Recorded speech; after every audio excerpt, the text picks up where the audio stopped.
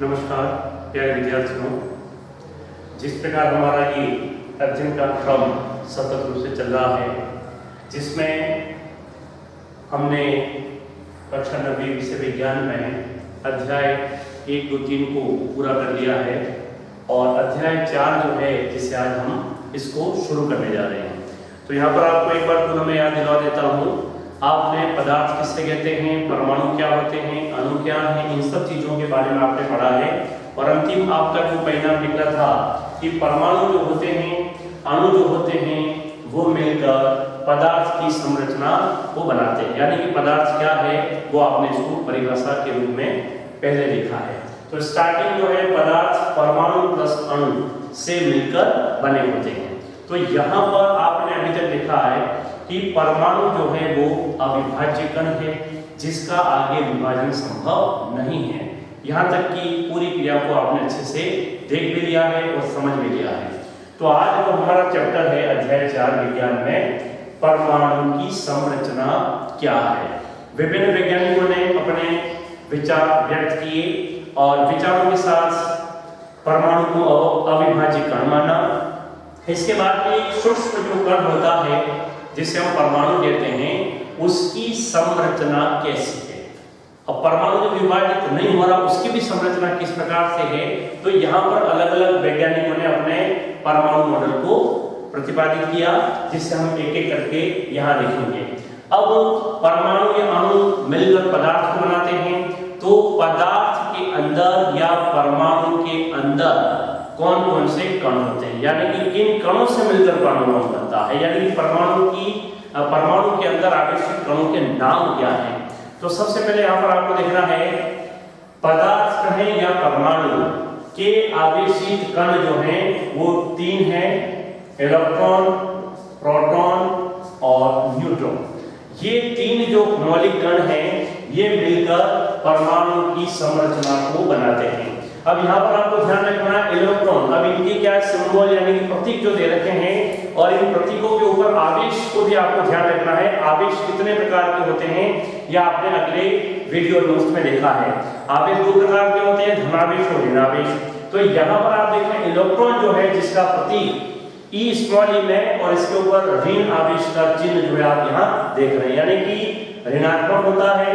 Proton जिसका प्रतीक है P और जिस पर आवेश है प्लस यानी कि प्रोटॉन धनात्मक होता है। और न्यूट्रॉन जो आगे आपके आएगा, अभी यहाँ पर 2 का ही बुक में देखा है, इसके बाद में इस टॉपिक को लिया गया, लेकिन मैंने यहाँ पर आपको बता दिया है न्यूट्रॉन जो है जिस पर कोई आवेश नहीं है यानी कि उदासीन होता है। यानी कि ये जो 3 कण है मौलिक, ये तीनों कण जो है परमाणु की संरचना को बनाते हैं। यानी कि एक परमाणु की संरचना जिसका विभाजन संभव नहीं है। इसके बाद भी आप यहाँ पर देखें इनमें भी ये 3 प्रकार के कण उपस्थित होते हैं। अब तीनों कणों के नाम आपको याद होने चाहिए, इनका प्रतीक भी आपको आना चाहिए और इसके ऊपर कौन सा आवेश है ये बात भी आपको ध्यान रखनी है। साथ में यहाँ पर देखें मैंने वैज्ञानिकों के नाम यहाँ पर लिखे हुए हैं कि इलेक्ट्रॉन के खोजकर्ता कौन है, तो जे थॉमसन या जे टॉमसन। प्रोटॉन P+ की खोज करने वाले गोल्डस्टीन और न्यूट्रॉन की खोज करता है जेम्स चैडविक। तो यहाँ पर आप देखें ये भी प्रश्न परीक्षा में बनते हैं कि पदार्थ या परमाणु के मौलिक कणों के नाम लिखिए। तो मौलिक कण हो गए 3। अब कभी-कभी क्या होता है एक नंबर में पूछते हैं कि इलेक्ट्रॉन के खोजकर्ता कौन है बताइए, प्रोटॉन के खोजकर्ता कौन है बताइए। तो यहाँ पर आपको ये चीजें भी याद रखनी है। साथ में आगे और भी छोटे-छोटे प्रश्न हैं, जैसे कि इनका मतलब संख्या दे रखी है, इलेक्ट्रॉन का मान, प्रोटॉन प्लस माइनस। तो यहाँ पर आप छोटी-छोटी बातों को आप बुक के अंदर और देखें तो निश्चित तौर पर आपको ये बात समझ में आ जाएगी। तो यहाँ पर परमाणु के आवेशित कण होते हैं 3, तीनों के नाम, तीनों के खोजकर्ता और इनके बारे में और भी कंप्लीट ज्ञान आप प्राप्त कर सकते हैं। यहाँ पर हम बात करेंगे परमाणु की संरचना की, यानी कि वो कण जो अति सूक्ष्म होता है उसकी संरचना किस प्रकार से होती है। इनके आवेशित कणों को आपने देख लिया है। तो यहाँ पर इसकी संरचना के लिए यानी कि परमाणु की संरचना के लिए अलग अलग वैज्ञानिकों ने अपने अपने सिद्धांत या मॉडल को प्रस्तुत किया। तो यहाँ आपकी बुक में 3 जो सिद्धांत दे रखे हैं थॉमसन का परमाणु मॉडल, रदरफोर्ड का परमाणु मॉडल जिसे हम स्वर्ण पत्र प्रयोग कहते हैं, और तीसरा है निल्स बोर का परमाणु मॉडल। ये 3 मॉडल आपके इस बुक में दे रखे हैं। आज हम दो जो सिद्धांत है थॉमसन और रदरफोर्ड की चर्चा यहाँ पर करेंगे। निल्स बोर की जो परमाणु मॉडल है उसकी अगली वीडियो के माध्यम से चर्चा हम करेंगे। तो यहाँ पर आप ध्यान रखें कि इन दोनों की चर्चा आज हम करने जा रहे हैं। तो पहला जो परमाणु मॉडल है थॉमसन का परमाणु मॉडल।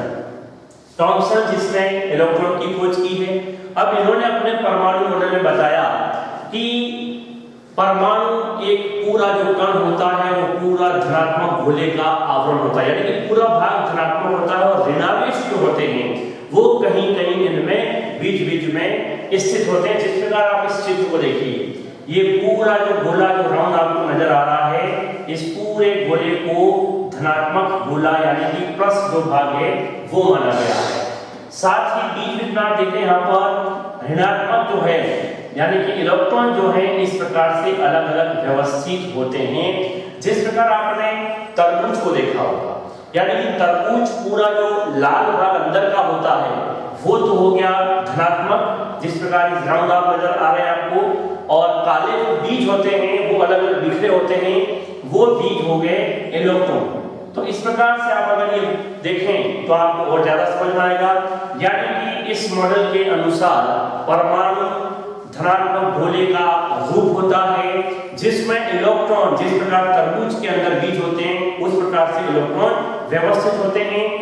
या इसमें क्रिसमस केक देखें या मिठाई का जो पीस देखें, उस पीस को हम धनात्मक माने और उसके ऊपर जो इलायची के और फल के जो दाने होते हैं उससे हम इलेक्ट्रॉन मान सकते हैं। और इसका दूसरा नाम है प्लम पुडिंग मॉडल भी कहते हैं। इस मॉडल को प्लम पुडिंग मॉडल भी कहते हैं। अब ये परमाणु को पूरा धनावेश गोला मान रहा है और इलेक्ट्रॉन को इस प्रकार से अलग अलग भागों में बिखरे हुए मान रहा है। तो थॉमसन का जो परमाणु मॉडल है, इन्होंने इलेक्ट्रॉन और प्रोटॉन दोनों की व्याख्या इस प्रकार से की, लेकिन फिर भी इसमें यहाँ पर कुछ कमियां रह गई। अब इन कमियों के कारण से आगे इसको मान्यता नहीं मिली, यानी कि इस मॉडल के अंदर जो कमी थी उस कमी को अगले जो है वैज्ञानिक ने जिनको समाप्त करने का पूरा प्रयास किया, यानी कि इसमें उदासीनता की जो बात हुई थी वो आगे और भी अगले मॉडल में बताया गया है। तो थॉमसन का जो परमाणु मॉडल है ये बिल्कुल धनात्मक गोला और इलेक्ट्रॉन की व्याख्या इसमें की, क्योंकि मैंने अभी पहले बता दिया न्यूट्रॉन की खोज बाद में हुई है। इन दोनों की ही व्याख्या भी इन दोनों मॉडल में आपको मिलेगी। तो थॉमसन के बाद जो है रदरफोर्ड आए। रदरफोर्ड ने इस प्रकार इस मॉडल की जो कमियां थी उसको मिटाने का पूरा प्रयास किया। तो यहाँ पर आप देखें रदरफोर्ड का स्वर्ण पत्र प्रयोग, यानी कि रदरफोर्ड ने इस प्रकार की संरचना में ये देखा और ये स्वर्ण यानी कि सोने की पत्ती का उपयोग किया। यानी कि सोने की पत्ती बहुत पतली होती है क्योंकि धातु है, या आघातवर्धनी होती है, ये तन्य होती है, इनकी पतली चद्दर जो है बनाई जा सकती है। तो रदरफोर्ड ने सोने की इस प्रकार से बहुत ही पतली पत्ती का उपयोग किया इस मॉडल में। और यहाँ पर आप देख रहे हैं जिस प्रकार से ये एक गोला करके आपको पूरे परमाणु की संरचना, तो यहाँ पर स्वर्ण पत्ती प्रयोग में आप देखें बहुत सारे परमाणु जो मिलकर, ये देखिए आपको जो राउंड आपको नजर आ रहे हैं, इस राउंड में आप देखें बीच में नोट दिया हुआ है जिसे हम नाभिक कहते हैं। यहाँ पर ध्यान रखें आप लोग, ये पूरा गोलाकार भाग और बीच में जो भाग है ये हम इसे नाभिक कहते हैं। यहाँ पर आपको समझना है। और ये जो छोटे छोटे भाग आपको नजर आ रहे हैं ये इस प्रकार से नाभिक की इसकी संरचना होती है। तो यहाँ पर रदरफोर्ड ने अपने प्रयोग में स्वर्ण यानी कि सोने की पत्ती का उपयोग किया और इस सोने की पत्ती पर हीलियम कणों की, जिसे अल्फा कणों की, हीलियम जो कण है वो द्विआवर्तित हैं और इनकी बमबारी जो है सोने की पत्ती पर किया। यानी कि अल्फा कणों की जो बमबारी है, यानी कि हीलियम जो इसके द्विआवर्तित कण है, इसकी बमबारी यानी कि इसकी जो किरणें हैं उन किरणों को इन सोने की पत्ती पर उन्होंने प्रवाहित या टकराया। अब टकराने के बाद आप देखें कुछ किरणें जो हैं इस सोने की पत्ती को बिल्कुल पार करके निकल गई। बात को समझा यहाँ पर देखें, 2-3 तीर के निशान से मैं आपको बता रहा हूं कि यहाँ पर कुछ ये जो कण हैं वो इस सोने की पत्ती से टकराकर सीधे निकल गए और कुछ कण ऐसे थे जो यहाँ पर टकरा कर वापस उसी दिशा में लौट गए या अन्य दिशाओं में लौट गए। तो इन दो रेखा चित्र को आप देखें, बाकी जो तीर के निशान सीधे निकल गए। तो यहाँ पर रदरफोर्ड ने देखा कि जब स्वर्ण के प्रयोग पर इन हेलियम कणों की बमबारी की जाती है तो कुछ कण जो है इस पत्ती को पार करके निकल जाते हैं, जबकि कुछ कण जो है टकरा कर वापस लौट आते हैं। तो जहां पर उन्होंने देखा कि परमाणु का अधिकांश भाग जो है इसको देखें वो खाली होता है, यानी कि रिक्त होता है। तो यहाँ पर जो किरण आई थी वो सीधी निकल गई, यानी कि इस पत्ती को पार करके निकल गई, और जो किरणें वापस आई यानी कि इस नाभिक वाले भाग से अगर टकराई है तो वापस वो लौट जाती है। यानी कि ये जो है वो भाग नाभिक कहलाता है जो धनात्मक गोला माना, और जो खाली स्थान है वो पूरा जो रिक्त स्थान होता है जहां से सीधा किरणें जो है वो निकल गई। तो यहाँ पर आप देखें किस प्रकार से नाभिक की संरचना का पता लगा, किस प्रकार से कौन सा भाग खाली होता वो पता लगा।